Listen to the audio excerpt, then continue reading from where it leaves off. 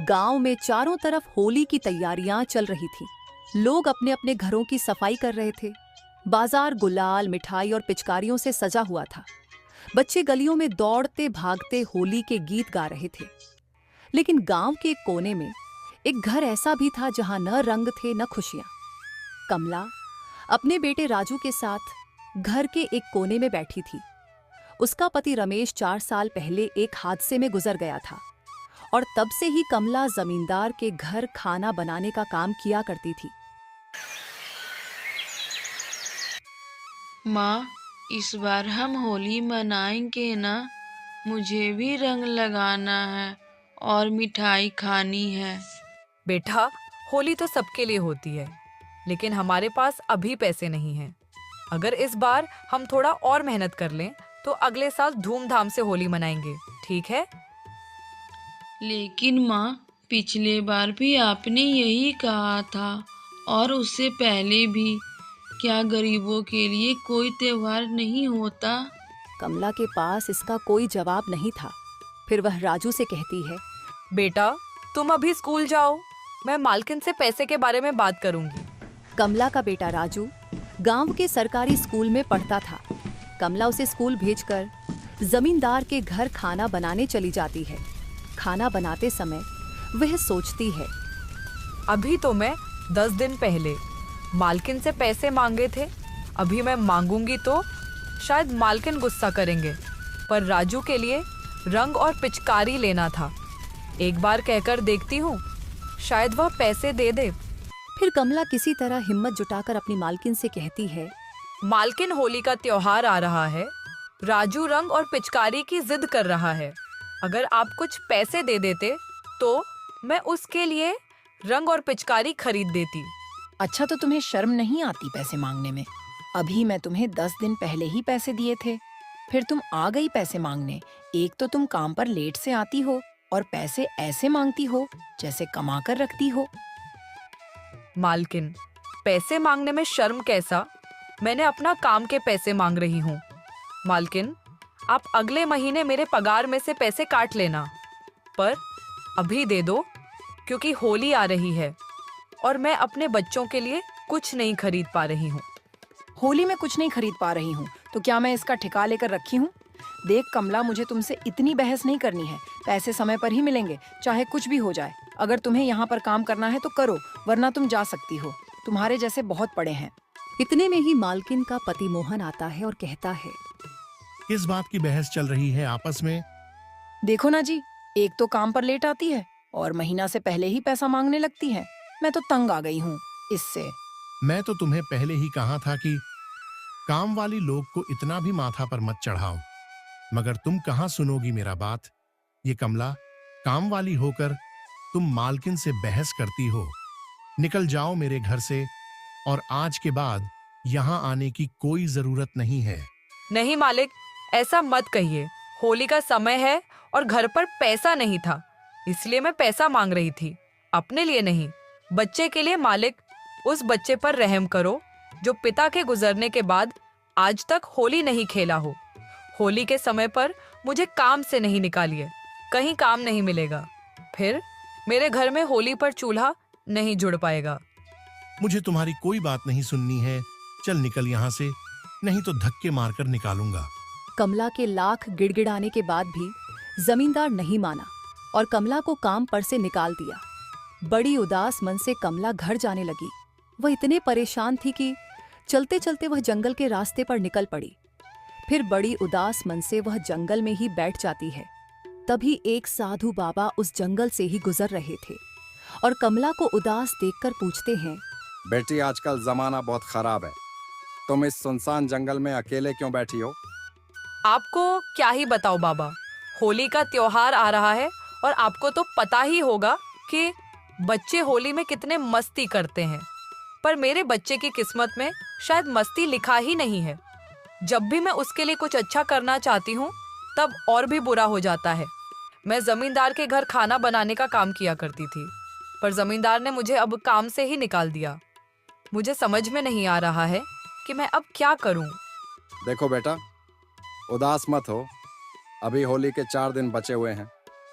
तुम दूसरों के घर में काम करती हो, उससे अच्छा तुम अपना कुछ व्यापार करो। जैसे कि अभी होली का समय है, तो रंग और पिचकारी, गुलाल ये सब अभी ज्यादा बिकेंगे। तुम इसी का व्यापार क्यों नहीं कर लेती हो? पर बाबा, यह सब व्यापार करने के लिए पैसा होना जरूरी है और मेरे पास तो अभी खाने के लाले पड़े हैं। मैं व्यापार कैसे कर सकती हूँ? बेटा, तुम कहीं से पैसा उधार ले लो, पर तुम अपना व्यापार करो और खुद का मालिक बन जाओ। बाबा, अगर व्यापार नहीं चला तो मैं उधार के पैसे कहाँ से भरूंगी? नहीं नहीं, मैं इतना बड़ा रिस्क नहीं लेना चाहती हूँ। मेरे एक बच्चे हैं, ऐसे में तो भूखे मर जाएंगे हम लोग। अरे पगली, रिस्क तो हर कदम पर लेना पड़ता है। क्या तुम यहाँ खड़ी हो तो रिस्क नहीं है? जो रिस्क लेता है जिंदगी में वही आगे बढ़ता है। और हाँ, तुम देसी नुस्खे से ही रंग और गुलाल को बनाकर बेचना। अगर तुम्हारा व्यापार नहीं चला तो तुम इसी जगह हमसे आकर मिलना। यह सब कहकर बाबा वहां से चले जाते हैं। फिर कमला एक उम्मीद लेकर घर लौटती है और गांव के ठाकुर के यहाँ पैसे लेने पहुंच जाती है, जो गांव वालों को व्यापार के लिए उधार पैसे दिया करता था। ठाकुर साहब, हमें भी पैसे चाहिए। मैं भी अपना एक व्यापार करना चाहती हूँ। अरे तुम औरत जात होकर क्या व्यापार करोगी? तुम लोगों को तो घर का खाना और बर्तन का ही काम शोभा देता है। ठाकुर साहब, मैं मजबूर हूँ, तभी व्यापार करना चाहती हूँ। मुझे कुछ पैसे उधार पर दे दीजिए। जैसे मेरे पास पैसे आने लगेंगे, मैं आपका पैसा वापस कर दूंगी। ठीक है, तब तक तुम अपने घर के कागज लाकर मेरे हवाले कर दो। कहीं तुम कर्ज नहीं चुका पाई तो ये घर हमारा हो जाएगा। ठाकुर की यह बात सुनकर कमला का मन डगमगा जाता है। फिर उसे साधु बाबा की बात याद आती है। अरे पगली, रिस्क तो हर कदम पर लेना पड़ता है। क्या तुम यहाँ खड़ी हो तो रिस्क नहीं है? जो रिस्क लेता है जिंदगी में वही आगे बढ़ता है। ठीक है ठाकुर साहब, मुझे आपकी यह शर्त मंजूर है। मुझे पैसा दे दीजिए, मैं कागज लाकर आपको दे दूंगी। फिर कमला ठाकुर से 5,000 रुपये उधार लेकर रंग गुलाल बनाने वाले सामान को लेकर घर आ जाती है और अपने घर के नुस्खे से ही रंग और गुलाल को बनाती है। और अगली सुबह ठेले पर रंग गुलाल और पिचकारी लेकर गांव की तरफ निकल जाती है। आओ भाई, आओ बहन, ये कोई बाजार का रंग नहीं, ये है अपने हाथों से बना प्यार भरा गुलाल। ना केमिकल, ना जलन, बस फूलों की खुशबू और प्यार की मिठास। इस तरह से करके कमला पूरे गांव में रंग गुलाल पिचकारी बेचने लगी, लेकिन कोई उसके रंग खरीदने को तैयार नहीं था। लोग उसकी दुकान के पास से निकल जाते और वह मायूस होकर अपने रंगों को देखती रहती। इस गांव में एक रामलाल नाम का व्यक्ति कई सालों से रंग बेच रहा था। सब रामलाल के रंग ले रहे थे। उनके रंग चमकदार होने के कारण गांव वालों को बहुत पसंद आ रहा था। इतने में एक गरीब लड़का रामलाल के पास आकर थोड़ी सी रंग मांगता है। रामलाल उसे चिढ़कर वहां से चले जाने को कहता है। बच्चा बहुत दुखी हो गया और एक कोने में जाकर खड़ा हो गया। कमला उस बच्चे को देखकर अपने बेटे की याद आ जाती है। वह उस बच्चे के पास जाती है और थोड़े रंग गुलाल उसे ऐसे ही दे देती है। उस बच्चों से उसका घर का पता पूछता है। तब वह बच्चा बताता है कि वह अनाथ है। यह सुनकर कमला को बहुत दया आती है और उस बच्चे को अपने घर चलने को कहती है। रवि उसके घर जाकर बहुत खुश हो जाता है, क्योंकि उसे सोने के लिए घर मिला और खेलने के लिए दोस्त। अब तो कमला की जिम्मेवारी और भी बढ़ गई। कमला चिंता से अपने घर के दरवाजे के बाहर बैठी थी। तभी वहां पर वह साधु बाबा आते हैं, जिन्होंने कमला को व्यापार करने के लिए कहा था। क्या हुआ बेटी, क्या तुम्हारा रंग कोई नहीं खरीद रहा? नहीं बाबा, मेरे गुलाल रंग में कोई चमक नहीं है, क्योंकि मैंने उन्हें अपने हाथों से बनाया है और गांव के रामलाल के रंग गुलाल में बहुत चमक है, इसलिए लोग उनके दुकानों में भीड़ लगा रखा है। तुम चिंता मत करो बेटी, मैं सब देखा हूँ। तुम अपने घर एक अनाथ बच्चे को लेकर आई हो। तुम्हारा दिल कोमल और तुम ईमानदार हो, इसलिए मैं तुमसे बहुत प्रसन्न हूँ और मैं तुम्हें कुछ देना चाहता हूँ। यह लो बेटी, इसमें जादुई रंग है। जब तुम अपने रंगों में इसे मिलाओगी तो तुम्हारे रंग सबसे अलग और खास हो जाएंगे। लेकिन ध्यान रहे, ये रंग सिर्फ प्रेम और सच्चाई के लिए बने हैं। लालच या बुरी नीयत से इनका उपयोग किया तो ये अपना प्रभाव खो देंगे। आपका बहुत बहुत धन्यवाद बाबा। कमला ने बाबा को प्रणाम करके डिबिया पास रख ली। फिर बाबा वहां से गायब हो जाते हैं। फिर रात हो जाती है। कमला ने उस डिबिया के चूर्ण को अपने रंगों में मिला दिया और सो गई। अगले दिन जब वह अपनी दुकान पर पहुंची तो चमत्कार हो गया। उसके रंगों में एक अलग ही चमक थी। वे न केवल सुंदर दिख रहे थे, बल्कि उनसे हल्की हल्की खुशबू भी आ रही थी। जैसे ही पहले ग्राहक ने रंग खरीदा और अपने चेहरे पर लगाया, वह खुशी से चिल्ला उठा, अरे ये रंग तो ठंडक दे रहा है और इसकी खुशबू भी बहुत प्यारी है। बहन जी, मुझे 10 डिब्बे रंग दे देना और 10 पैकेट गुलाल। उसकी ये बात सुनकर रामलाल के दुकान के पास खड़े ग्राहक कमला के पास आ जाते हैं और कमला के गुलाल को उठाकर देखते हैं। तभी कमला बोलती है, भाई साहब, ये गुलाल रंग मैं घरों में बनाई है। इसमें कोई केमिकल नहीं है। आप बच्चों को भी लगा सकते हो, कोई नुकसान नहीं होगा। अच्छा तो ये बात है, मुझे भी 10 डिब्बे रंग और 10 पैकेट गुलाल दे दो। इस तरह से करके कमला के सारे रंग बिक गए और कमला की अच्छी कमाई हुई। कमला घर जाकर और ज्यादा रंग गुलाल को बनाया और उस गांव के बाजार में ले आई। धीरे धीरे यह बात फैलने लगी और गांव के लोग कमला की दुकान पर उमड़ पड़े। हर कोई उसके रंग खरीदना चाहता था। जो लोग पहले रामलाल के रंग खरीद रहे थे, वे भी अब कमला के रंगों की तरफ आकर्षित हो गए। रामलाल, जो यह सब देख रहा था, भीतर ही भीतर तिलमिला उठा। उसकी दुकान पर कोई नहीं आ रहा था। उसने अपने नौकर भोलू को बुलाया। अबे भोलू, ये क्या तमाशा हो रहा है? ये गरीब औरत के अचानक इतना कैसे रंग बिक रहे हैं? हाँ रामलाल भैया, मैं आपको बताना भूल गया था। जब मैं घर से दुकान के लिए आ रहा था, तब इसके घर के पास एक साधु बाबा इसे कुछ डिब्बे में दे रहे थे और कह रहे थे, इसे रंगों में मिला देना। कहीं वह जादुई रंग तो नहीं था? अच्छा, तो ये बात है। तो अब हमें भी वैसा ही करना होगा। जा, ढूंढ उस साधु को। रामलाल ने अपनी नौकर भोलू को उस साधु बाबा को ढूंढने के लिए भेज देता है। भोलू दिन भर गांव में साधु बाबा को खोजता रहा, लेकिन वह कहीं नहीं मिले। थक हार कर वह वापस आया। रामलाल भैया, वह बाबा तो जैसे हवा में गायब हो गए, पूरे गांव में कहीं नहीं मिले। तो अब दूसरा तरीका निकालना होगा। अगर हम साधु को नहीं ढूंढ सकते तो हम कमला के रंगों में गड़बड़ी कर सकते हैं। फिर रामलाल रात होने का इंतजार करता है। चुपके से कमला की झोपड़ी में जाने की योजना बनाई। उसका इरादा था कि वह कमला के रंगों में लाल मिर्च का पाउडर मिलावट कर दे, जिससे लोग उसके रंगों को खरीदना बंद कर दें। रात के समय जब तीनों सो रहे थे, तब रामलाल अपने एक साथी हरिया के साथ चोरी चुपके कमला की झोपड़ी के पास पहुंचा। फिर रामलाल ने अपने दोस्त हरिया से कहा, देख हरिया, मैं दरवाजे पर खड़ा रहूंगा, तू अंदर जा और उसके रंगों में ये लाल मिर्च का पाउडर मिला दे, जिसे गांव वाले लगाते ही चिरमिला उठे। हरिया जैसे ही झोपड़ी में घुसा, अचानक हवा तेज चलने लगी। उसकी आंखों में धूल उड़ने लगी और एक अजीब सी आवाज आई, जो बुरा करेगा वो खुद मिट्टी में मिल जाएगा। हरिया डरकर बाहर भाग आया। रामलाल भाई, मुझे नहीं लगता हमें ये करना चाहिए। कोई अनहोनी हो सकती है। अबे डरपोक, अगर तुझे डर लग रहा है तो मैं खुद ये करूंगा।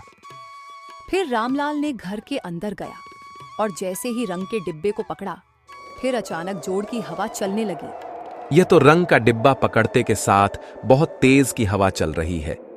अगर मैं इसमें लाल मिर्च का पाउडर मिलाता हूं तो मेरी आंखों में ही लाल मिर्च उड़कर पड़ जाएंगे। एक काम करता हूं, सारा रंग ही चुरा कर ले जाता हूं, फिर मैं इसी रंग को कल बेचूंगा। फिर भी रामलाल ने जैसे तैसे करके उस रंग वाले डिब्बे को अपने दुकान में जाकर रख दिया। अगले दिन सुबह हुई कमला ने देखा कि उसका रंग घर से गायब है। उसने अपने घरों में इधर उधर ढूंढा, पर उसके रंग कहीं नहीं दिखे। वह समझ गई कि किसी ने मेरे रंग को चोरी कर लिया है। वह बिल्कुल अंदर से टूट गई थी। आज होली थी। पूरा गांव रंगों से सराबोर था। हर गली में खुशियों की बौछार थी। बच्चे दौड़ दौड़ कर एक दूसरे को रंग लगा रहे थे, ढोल नगाड़ों की धुन पर। लोग नाच रहे थे और सबके चेहरे पर होली की मस्ती झलक रही थी। लेकिन कमला का घर सूना था। कोई रंग नहीं, कोई खुशी नहीं, कोई मस्ती नहीं। राजू और रवि घर के कोने में उदास बैठा था। उसकी आंखों में आंसू थे।